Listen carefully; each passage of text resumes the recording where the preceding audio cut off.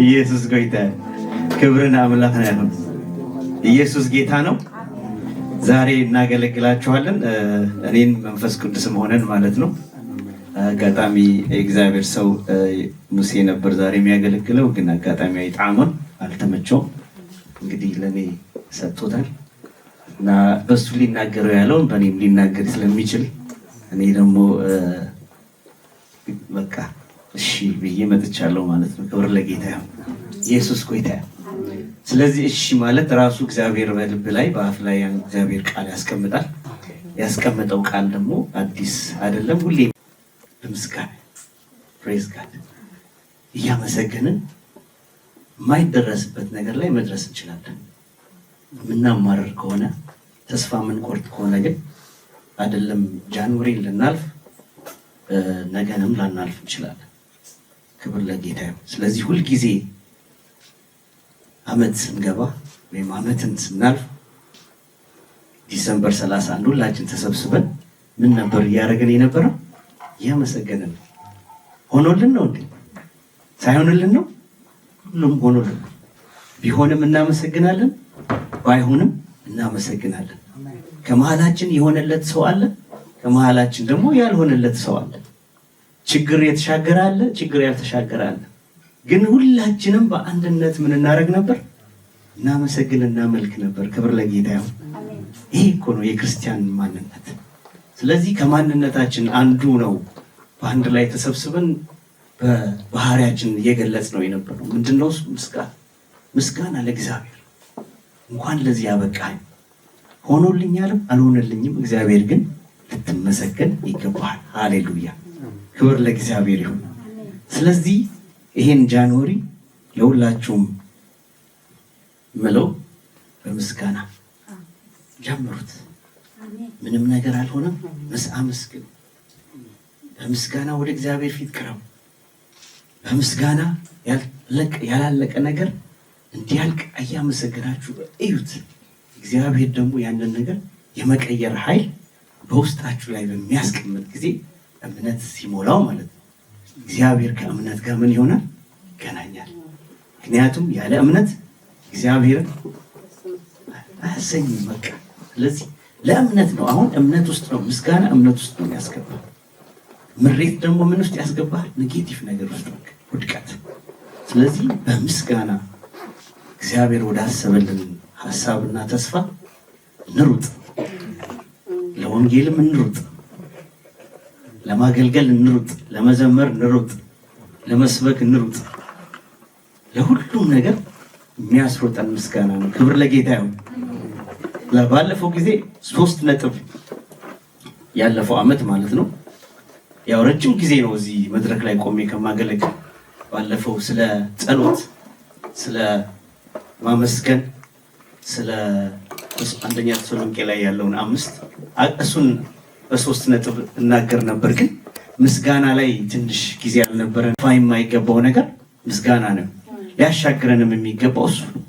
ብዙ ነጥቦች ሊኖሩ ይችላሉ። ንስሐ ቁልፍ ነው። ምህረት መማር ደግሞ ቁልፍ ነው። ሌላው ቁልፍ ግን ምስጋና ነው። በቃ አያደክምህም። ወደ እግዚአብሔር ለመቅረብ አትደክምም። አመስጋኝ ከሆንክ ሁልጊዜ ምን አይነት ሰው ትሆናለህ ማለት ነው? ውስጥህ ደስተኛ ሰው። ስለዚህ ሁልጊዜ ስትቀርብ ወደ እግዚአብሔርም ምን እየሆንክ ነው የምትቀርበው? ደስተኛ ነው የምትሆነው። ክብር ለጌታ ይሁን። አማርኛ የማይሰማ ሰው አለ? ምናልባት ክብርና አምላክ ና ይሁን እጅ ሎሚ ናይ ምስጋና ቃል ይነካፍል ክብርና አምላክን አርእስትኻ በሁሉ ሁኔታ ምስጋና የእግዚአብሔር ፈቃድ የሚል ነው። በሁሉ ምስጋና ምንድነው? የእግዚአብሔር ፈቃድ ነው። በሁሉ ሲል በመጥፎ ጊዜ ማለት ነው፣ በጥሩም ጊዜ የእግዚአብሔር ፈቃድ ምንድነው? ምስጋና ነው። ምሬት ፈቃዱ አይደለም ማለት ነው። ማግሮምረም ፈቃዱ አይደለም ማለት ነው። ኢየሱስ ጌታ ነው። ስለዚህ አንደኛ ተሰሎንቄ 5:18 በሁሉ ነገር አመስግኑ ይላል። ኢየሱስ ጌታ ነው። መቼ አመስግኑ ይላል? በሁሉ ሁል ጊዜ ከኛ ምስጋና መጥፋት እንደሌለበት ለተሰሎንቄ ሰዎች ይሄንን ይናገራል። ክብር ለጌታ ይሁን። ምስጋና ስሜት ብቻ አይደለም ብራዘርስ፣ አምልኮ ነው። ምስጋና ስታመሰግን እግዚአብሔር እያመለከው። አሁን ዛሬ ምን እያደረግን ነበር? እያመሰገንን ነበር። በእግዚአብሔር ፊት እየፈሰስን ነው። ይሄ ለእግዚአብሔር አምልኮ ራሳችንን እየሰጠን የሚጎትት ነገር ሳይኖር ነው አለኩ። ግን እሱን ጥሰን ነው ዛሬ መጣ። በረዶ ጥሰን፣ ስንቶቻችሁ ብርድ ጥሳችሁ፣ ስንት ነገር ልጆች ላይ እያስቸገሯችሁ እሱን ጥሳችሁ እዚህ ድረስ ልደርሱ የቻላችሁት የአምልኮ ጥማት ነው፣ የምስጋና ጥማት ነው። ስለዚህ በሁሉ ለማመስገን ምንድነው? አምልኮ ነው። ምስጋና ስሜት አይደለም፣ አምልኮ ነው። ምስጋና የእምነት መገለጫ ነው። እምነት ምስጋና ይዝግለጽ። ምስጋና የተመስግን ተሆንከ አያመንካን ማለት ነው። ስለዚህ ዘአምን ሰብ ቢሆንም ባይሆንም፣ ሸለቆ ቢሞላ ሸለቆ ባይሞላ፣ ንፋስ ባይመጣ ቢመጣ፣ ደመና ባይኖር፣ እኔ በእግዚአብሔር ሁልጊዜ ምን አለ? አመሰግናለሁ። ፕሬዝ ጋድ፣ ክብርን እግዚአብሔር ይሁን። ምንም ነገር በሌለበት ምንድነው ማመስገን። ምስጋና የእምነት አንደኛው መገለጫችን ነው። ስለዚህ አማኝ በምን መታወቅ አለበት ካለን በምስጋና መታወቅ አለበት። በስራ ቦታ፣ በምናልፍበት፣ በትዳራችን፣ በልጆቻችን፣ በምንም አይነት በአገልግሎታችን ቢሆን የኛ መገለጫ የምስጋና መሆን አለበት። ክብር ለጌታ ይሁን። ሌላ እግዚአብሔር ማን እንደሆነ ማስታወሻ መንገድ ነው አምልኮ፣ ምስጋና። ስለዚህ እግዚአብሔር ማን እንደሆነ የምታውቅበት ምን ማለት ነው? እግዚአብሔር ቻይ ነው፣ እሱ ኤልሻዳይ ነው ብለህ የምትልበት አንዱ መንገድ ነው። ክብር ለጌታ ይሁን። ስታመሰግን የማይቻለውን የምትችልበት መንገድ፣ አይሆንም የተባለው ነገር፣ ዶክተር የዘጋው ነገር የኤልሻዳይ አምላክ ይሆናል ይላል። ሃሌሉያ። ስለዚህ አንደኛው ነጥብ ደግሞ እግዚአብሔር ማን እንደሆነ የምታስታውስበት መንገድ ነው። ክብር ለጌታ ይሁን። መዝሙር 100 እናነባለን። ሁላችንም እናውጣና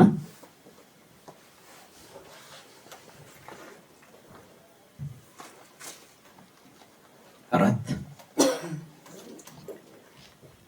ወደ ደጆቹ በመገዛት ወደ አደባባዮቹ በምስጋና ግቡ፣ አመስግኑትም ስሙንም ባርኩ። እግዚአብሔር ቸር፣ ምሕረቱ ለዘላለም እውነቱም ለልጅ ልጅ ነው ይላል። ክብር ለጌታ ይሁን። አያችሁ፣ እግዚአብሔር ይመስገን። ወደ እግዚአብሔር ወደ ደጆቹ በመገዛት በመታዘዝ ነው የሚሆነው። ወደ አደባባዮቹ ግን ለመግባት ሁልጊዜ እያመሰገንክ፣ አደባባዩ የመጀመሪያው ስቴፕ ሲሆን ቅድስት ቅዱሳኑ የመጨረሻው። ስለዚህ ወደ ቅድስት ቅዱሳኑ ሊያስገባ የሚችል እዛ አደባባይ ከቆየህ ነው። ካልቆየህ ግን ሁልጊዜ አንተ ምንድነው? ደጅ ነህ።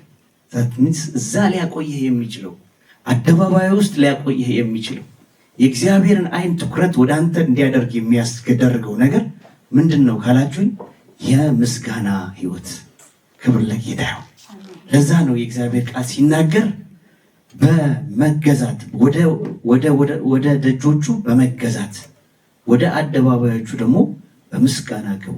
አያችሁ፣ ሁልጊዜ ስናመሰግን ከክብር ወደ ክብር እያልን የምናውጀው እያመሰገንክ እያለ የምትጠጋው ወደ ቅድስት ቅዱሳን አይኖችን በመከፈት ልቦችን በመከፈት አንዳንድ ነገሮችን የምትቀበለው እያመሰገንክ እየቀረብክ ስትሄድ የእግዚአብሔር ህላውነት ጋር ትገናኛለህ።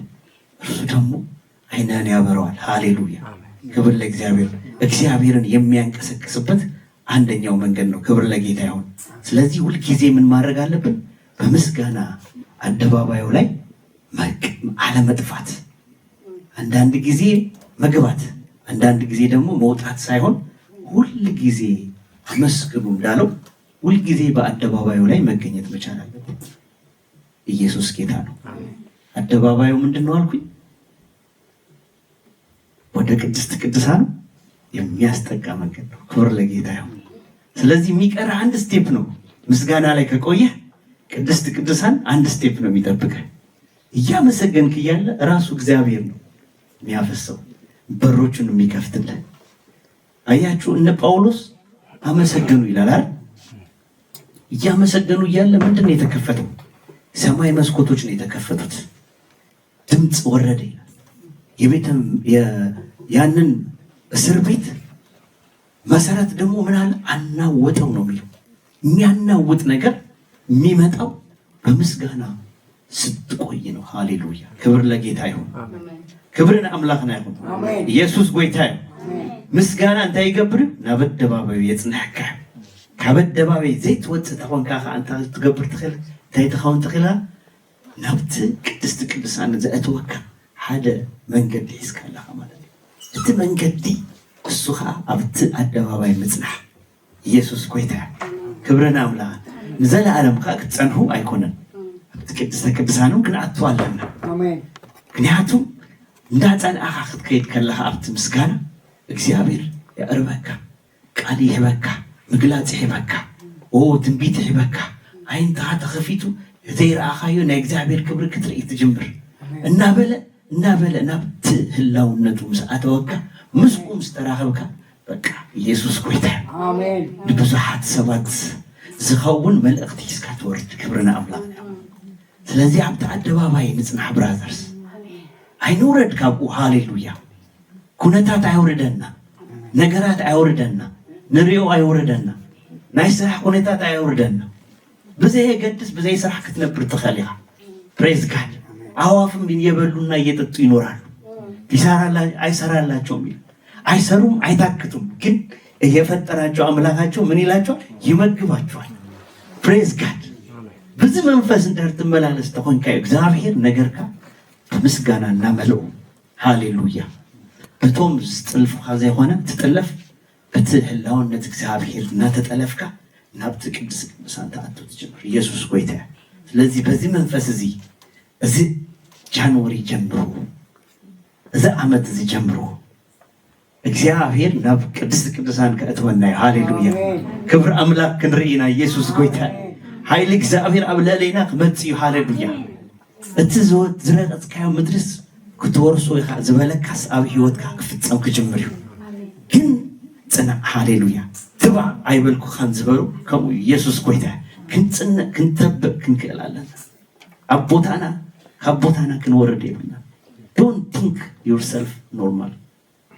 ከም ኖርማል ኣይትረኣዩ ንርስኻ። ከም ኖርማል ትሪኦ ተኾንካ ካልእ ሰብን ከም ኖርማል እዩ ዝርአየካ።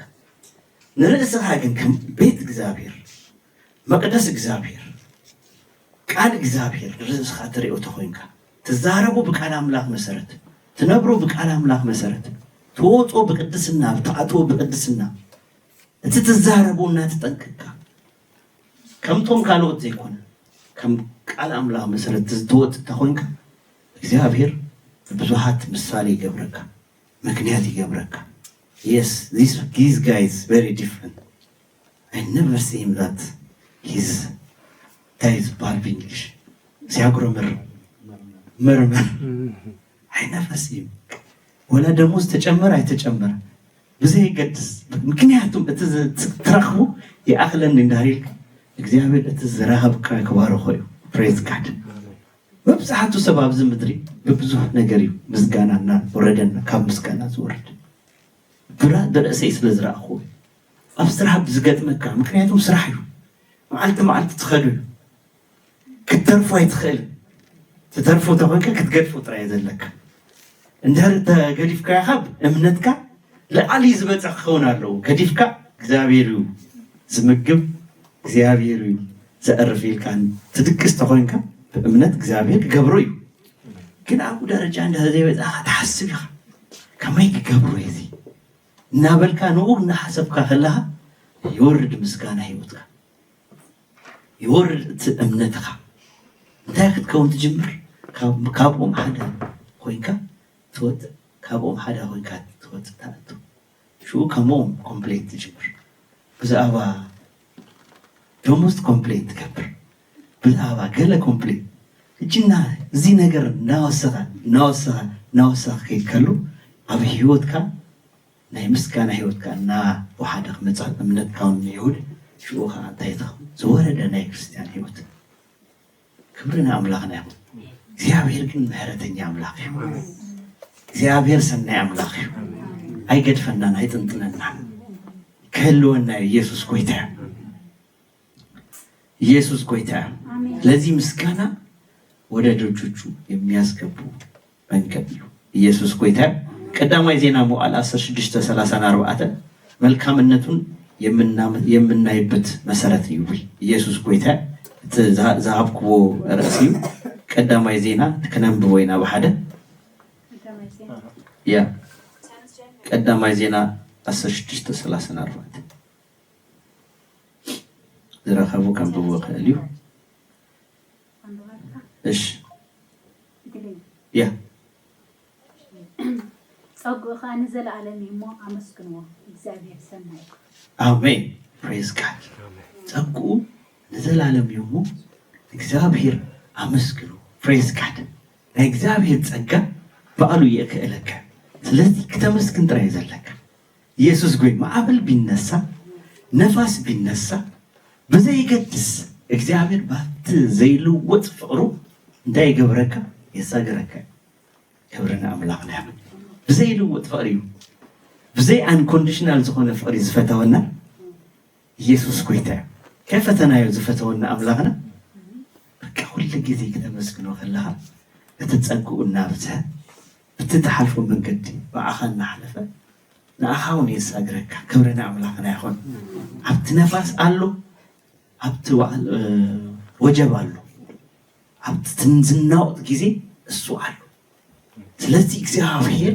አብት ዝበለና ቦታ ንሕና ተጠው እንደርኢልና እግዚአብሔር ይመስገን እግዚአብሔር ናይ ፍቅር አምላክ ዘይልወጥ ጎይታ ስለዝኾነ እሱ እንታይ ይገብረና የሳገረና ክብርና አምላክ ነው ይሁን ክብርና አምላክ ነው ይሁን ስለዚህ አመስጋና ንጽና እግዚአብሔር ፍቅሩ አይልወጥም ንሕና ተለዊጥና ንድሕር ንብል ንወፅእ ንኸውን ካብቲ መስመር ንወፅእ ንኸውን እምበር እሱ አቦቱ ይዘሉ አቦቱ ዘሎ እግዚአብሔር ናብቲ ቦትኡ ንእተወሉ ኢየሱስ ጎይታ አብኡ እንድሕር አቲና መስመር ከተሕዘና ከመይ ከም እንመላለስ በምስጋና ክንወፅእ ክንኣቱ ትገርመኩም ብዙሕ ነገራት ዝሓልፉ ሰባት ተመስግኑ ሰባት አሉ ብዙሕ ነገራት መፅኦም ኢሎም ዘመስግኑ እዚኦም ሰባት ጽባሕ ከወድቁ እዮም ንጉሆ ከወድቁ እዮም ድሕሪ ጽባሕ ከወድቁ እዮም ዘፅላ ዓመት ኣይቅፅሎ እናበልካዮም ካብ ዓመት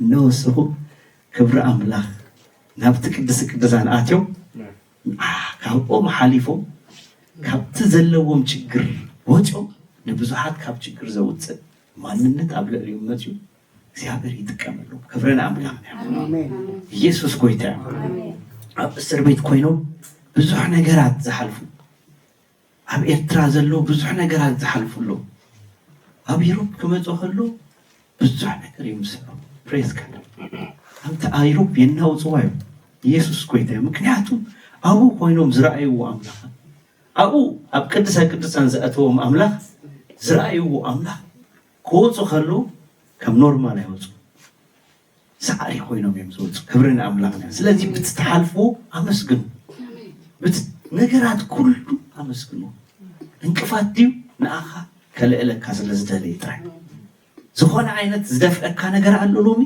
እሱ ኣይትፅላእዮ ግን ኢልካ እናሳሕካ አመስግን እንታይ ክኸውን ይጅምር እዩ ንጥቅምካ ይለወጥ ኢየሱስ ጎይታ ለመልካም ይለወጣል የዮሴፍ ችግር ለመልካም ነው የተለወጠው የዮሴፍ መደፋት ለመልካም ነው የተለወጠው ለመጥፎ አልተለወጠም ክብር ለጌታ ይሁን የሙሴ እንደዛ መሆን ሊገደል ያሯሯጡት ለመልካም ነው የተለወጠው አድጎ ጠቅሟል ኢየሱስ ጌታ ነው ብዙ የእግዚአብሔር ሰዎችን እያነሳን ብንናገር ብዙ የተከፉ ዳንኤል ወደ ጉድጓድ ተጥሎ ሲወጣ ግን ምንም ነገር አልሆነ ኢየሱስ ጌታ ነው ከዛ ምን ሆነ ለሰባት ነገስታት አማካሪ ሆኖ ምንም ነገር ሳይሆን እግዚአብሔር በላዩ ላይ ሞገስ አስቀምጦ እያማከረ ኢቭን ነገስታትን መልካም የሆነ መንገድ እንዲይዙ ያደረገው ዳንኤል ነው ስለዚህ መገፋት ለመልካም ነው ብለው ሃሌሉያ ጥራይ አመስግን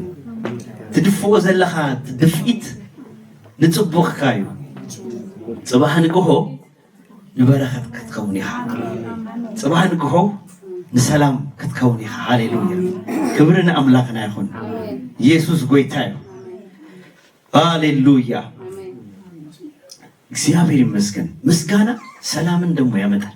ይገርማችኋል። የምታመሰግን ከሆነ በሰላም ነው የምትኖረው። ውስጥ በሰላም ይሞላል።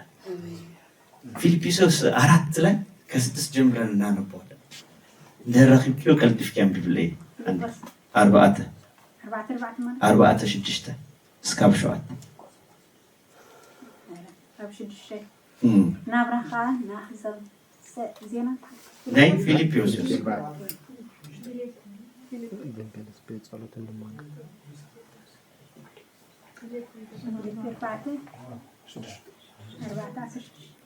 ከምዚ ይብል ጌታ ቅርብ ነው። በነገር ሁሉ በጸሎትና በምልጃ ከምስጋና ጋር በእግዚአብሔር ዘንድ ልመናችሁን አስታውቁ እንጂ በአንዳች አትጨነቁ።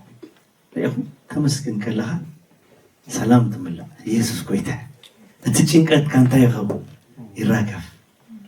ዌልካም ዳኒ ግባ። ኢየሱስ ጎይታ። ስለዚህ አእምሮንም ሁሉ የሚያልፍ የእግዚአብሔር ሰላም ልባችሁንና ሐሳባችሁን በክርስቶስ ይጠበቃል። ምን ስናደርግ?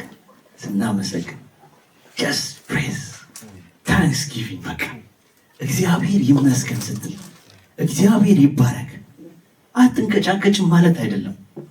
አትንገዳገድም ማለት አይደለም። አትደናቀፍም ማለት አይደለም። አትወድቅም ማለት አይደለም። ግን ወድቀን አንቅር፣ ተጎትተን አንቅር፣ ተስበን አንቅር። እምለው ያለሁት እኔ ፐርፌክት ነኝ አይደለም። እናመስግን። ስናመሰግን ነው ዓወት ክነመስግን ከለና ኢና ክንስዕር ንኽእል።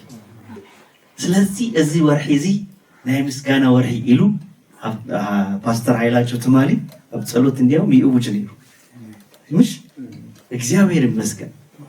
እና ብጣዕሚ ዝገርመኩ እንድሕር ኣዊጅካ ከዓ ብኡ ኢኻ ትነብር። እቲ ዝበልካዮ ይወርሰካዮ። ሃሌሉያ። እተዛረብካዮ ይወርሰካዮ። ስለዚ ተዛረቡ ኣብ ልዕሊኦም። ከናውፀኩም ዝመፅእ ኖ ኣነ ምስጋና እዩ በቃ ጀሚረዮ ዘለኹ ብምስጋና እዩ ዝውድእ ኖ ኣይናወፅን። በቃ ቃል አምላክ ዝበለኒ ምስጋና ኣብ ህይወትካ ምስጋና ኣብ ነገርካስ ምስጋና ምስጋና ዘምፅእ ጥራይ ኣብ ህይወተይ ዝመፅእ ኢየሱስ ጎይታ ክናወፅእ ክእል እየ። ሃሌሉያ። ክውርድ ክእል እየ፣ ክደክም ክእል እየ። ግን ትስእ ኣለኹ ኢልካ እግዚአብሔር ናይ ምሕረት ኣምላኽ የተስኣካ ግን ኣብኡ ኣይንትረፍ። ኣብ ምስጋና ንፅናዕ። ሰላምና ክሕለው። ሃሌሉያ። ልብና ክሕለው፣ ሓሳብና ክሕለው ኣብ ምስጋና ንፅናዕ። ዳትስ ዋይ ኣብ ፊልፒ እንታይ ይብለና? ልቦናችሁ አእምሯችሁ ሁሉ የሚያልፍ የእግዚአብሔር ሰላም ልባችሁንና ሐሳባችሁ ሁሉ ይቆጣጠሩ። ከተመስገን ከለሃ በሰላም ትድቅስ። በቃ ክብርን አምላክ ነው። ኢየሱስ ጎይታ ሹኻ እንታይ ይሕለው ይብል ይሕለው። that means he is a watchman። ይሕለወካ እትናትካ ምስጋና ንርእስኻ ሲሕለው እንደር ዝኾነ ዓይነት ነገር ኣትይውክ ኔጌቲቭ ዝኾነ ነገር ኩለንተናኻ ይዝርበሽ፣ ሰላምካ ይርበሽ፣ ሓሳብካ ይርበሽ፣ ልቦና ይርበሽ። ኩሉ ነገር ትኽእሎ ነገር እንኳን ዘይትኽእሎ ትኸውን ትገብሮ ዝነበርካ ከይትገብሮ ትኽእል ትጅምር። ቃል ኣምላክ ተነብብ ዝነበርካ ቃል ኣምላክ ክትደግፍ ትኽእል እያ። ምክንያቱም ኩለንተና ተናዊፁ ትፅልይ ዝነበርካ ንፀሎት ምእታዊ ኣበይካ ንምስጋና ምስጋና ንኩሉ ይስዕር እዩ። ጸሎት ወላ ክኣቱ ከለኻ ዝሕግዘካ ምስጋና ኣብቲ ቅዱሳን ዘእትወካ ምስጋና።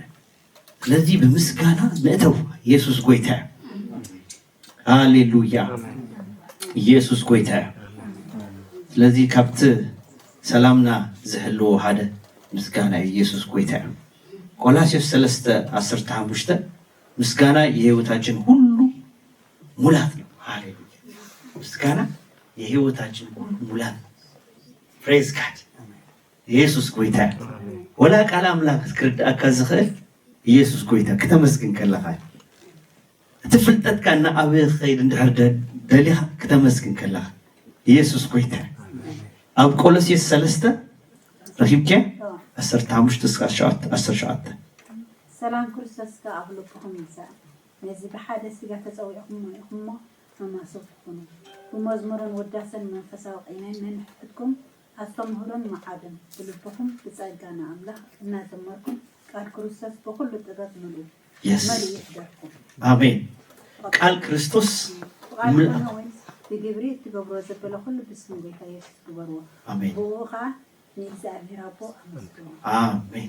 ቃል ክርስቶስ ተመርቢ ኢየሱስ ጌታ ቃል ክርስቶስ ሱኢሉ አይመጽእ ተንብቦ ከለኻ በደንብ ክርዳእካ እንደህር ኮይኑ ከተመስግን ክትክላለክ በቃ ነቲ ፍልጠትካውን ክመልኦ ዝኽእል ነቲ ማንነትካ እናወሰኸ ዝኸይለካ እንታዩ እቲ ኣብ ምስጋና ዘሎ ሰብ ኩሉ ግዜ ሰዓር እዩ።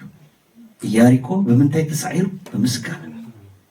ክብርን ኣምላኽ ህዝቢ እስራኤል ተዘማረር ነይሩ ከመይ ጌርና ኢና ንሳገሩ እዚ ገቦ ከመይ ክፈርስ ተዝብሉ እግዚአብሔር መልእክቲ ሂቡን ኢሳያሱ ዝገብሮ ነገር ተዘይገብሩ እንታይ ክኸውን ይክእል ነይሩት ኣብ ቅድሚኦም ጠጠው ኢሉ ዘሎ ክፈርስ ኣይክእልን። ከምዚ ገይሮም ከፍርስዎ ዘይክእሉ ነገር ክብርን ኣምላኽና እዩ። እግዚአብሔር ግን ኢንስትራክሽን ሂቡ። እቲ ኢንስትራክሽን መሰረት ከዓ እንታይ ገይሩ እቲ ኩሉ ኣብ ቅድሚኦም ዘሎ ኢያሪኮ ፈሪሶም ኣብታ እግዚአብሔር ዝበሎም ቦታ ከዓ ኣትዮም ኢየሱስ ጎይታ ናብቲ ዝበለካ ዘእትወካ መንገድ ምስጋና። ሃሌሉያ። እግዚአብሔር ከተመስግኖ ከለኻ ምሳኻ ብሕብረት ይጓዝ። ኢየሱስ ጎይታ ክብርን ኣምላኽና ይሁን። ስለዚ ነቲ ኔጌቲቭ ነገር እናገደፍና ነቲ ፖዚቲቭ እግዚአብሔር ዝበለና ናይ ምስጋና መንፈስ እናወሰኽና ነዚ ዝጀመርናዮ ዓመት ምውዳእ ይኹነልና። ኢየሱስ ጎይታ ክብርን ኣምላኽና ይሁን። ኣብ ኤፌሶን 5:10 አንቢብና ምናልባት ክንወድእ ንኽእል ኢና። ክብርን ምስጋና ይሁን። በሁሉ ነገር አመስግኑ ይዝብል ኤፌሶን ሁልጊዜ ስለ ሁሉ በጌታችን በኢየሱስ ክርስቶስ ስም አምላካችንና አባት ስለ ሁሉ ምን በሉ አመስግኑ ይብል። መጀመሪያ ተሰሎንቄ ላይ ምን ብለና ታይልናይና በሁሉ አመስግኑ። ኣብ ኤፌሶን ከአንተ ይብለን በሁሉ አመስግኑ። ፕሬዝ ጋድ። ሁል ጊዜ ስለ ሁሉ ስለምናልፈው እስቲ حسبوا كل ጊዜ ሰብ ከመስግን ንኽእል እዩ። ኦኬ ሁል ጊዜ እግዚአብሔር ያ ምግብ አመስግኑ ሁሉ ዛ ይበላ ሰውሽ ኩል ጊዜ አመስግን ከክትበል ትኽእል ያ ግን ኩል ጊዜ አመስጋኒ መሆን በጣም ከብድ እዩ። ፍርግጥ እግዚአብሔር ግን ይረዳና ነና ግን ንወስን ሎሚ ያነ አመስጋኒ ካብዚ ሰዓት ጀሚረ ከመስግን ክነብር ዘመስግን ሰብ ይረአዩ ገጹ ሓቂ የብርህ ኣብ ውሽጡ ብዙሕ ነገር ከለዎ ዘመስግን እንድህር ኮይኑ ክትሪኦ ከለኻ ትሕጉስ እያ። እዚ እኮ መንፈስ ቅዱስ እዩ በዓሉ። ምክንያቱ ምስጋና ተብዝተ ኮይንካ መንፈስ እግዚአብሔር ኣብ ልዕልኻ ኩሉ ሻ ይፅል ኣብ ልዕልኻ ዝረአይ ነገር ፍርቱ ዝረአይ በረኸት ኢየሱስ ጎይታ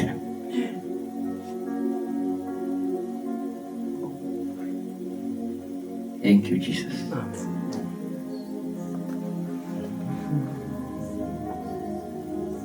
ስለዚህ ኣብ ኩነታትና ኣይንመስረት ኣብ እግዚአብሔር መሰረትና እግዚአብሔር ይኹን። ኩነታትና ግን መሰረት እንድሕር ኮይኑ ነቲ ኩነታት ንልውጠሉ ሓይሊ ኣይንረክብን።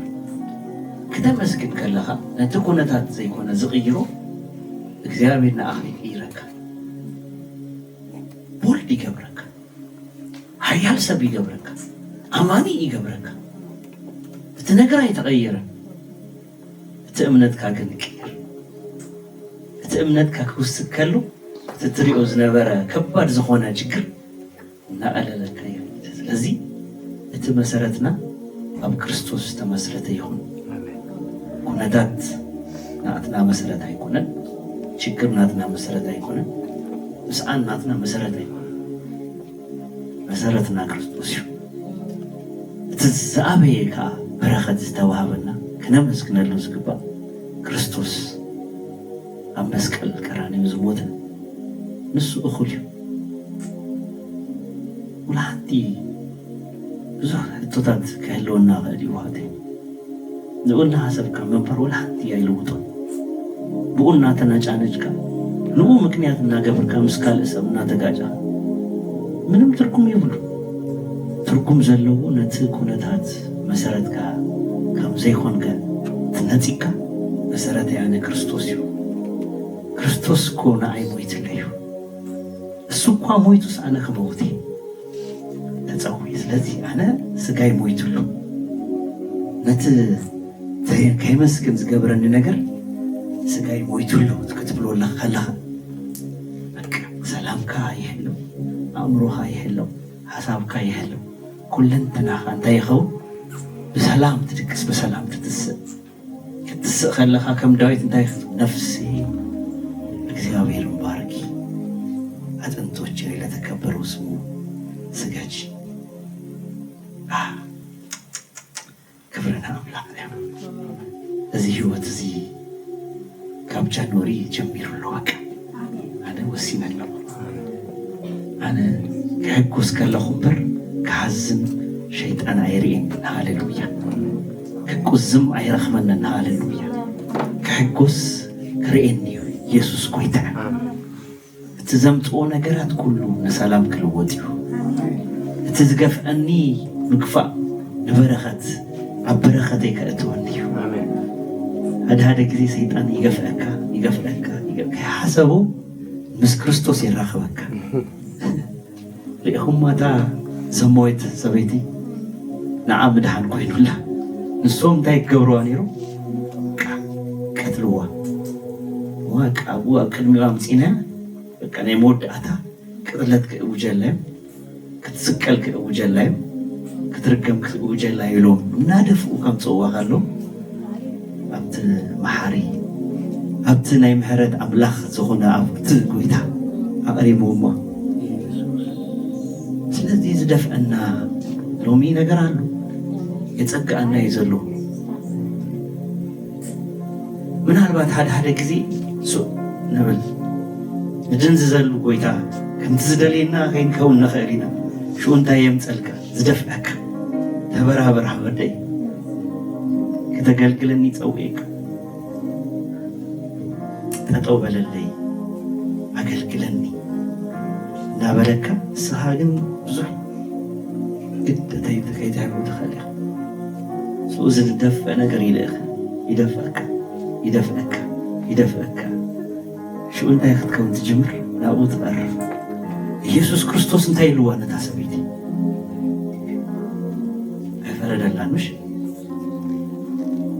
ጭራሽ ምስ ክርስቶስ ተራኺባ ደጊም ነዚ ነገር ከይትገብር ኢሉ ብምሕረት ኣፋኒዋ እታ ሰበይቲ ብዝገበረት ብዝረኸበቶ ኢንካውንተር ምስ ክርስቶስ ካብኣ ጀሚሩ ሂወታ ተለዊጡ ተሪፉ ደጊምታ ትገብራ ዝነበረት እንታይ ኣይገበረትን ጭራሽ ትስሕቦ ጀሚራ ተገልግሎ ጀሚራ ማይ ሎርድ ስለዚ ሎሚ ብሩኻት እቲ ዝደፍአኩም ኣይትትልእው በረኸተይ ኢኻ በልዎ እቲ ዝብለኩም ችግር እንታይ በልዎ መስለኩም እናጸለኹም እንታይ በልዎ መስለኩም እስኻ በረኸተይ ኢኻ በልዎ ነትሕቲ ጠምቱ ንላዕሊ ኣይትጠምቱ ንላዕሊ እንድሕር ጠሚትካ ከም ኣምላኽ ኢኻ ትሪኦ ዘላ ንታሕቲ እንድሕር ትጠምቶ ተኾንካ ወረዲ ኣብ ልዕሊኡ ጠጠው ኢልካ ኢኻ ትነብሮ ዘላ ንሆኖ ውረድ ኣብ ትሕቲ እግሪ ኢኻ ንግዚኡ እዩ ጸሊ ኢየሱስ ጎይታ እዩ ቴንክ ዩ ጂሰስ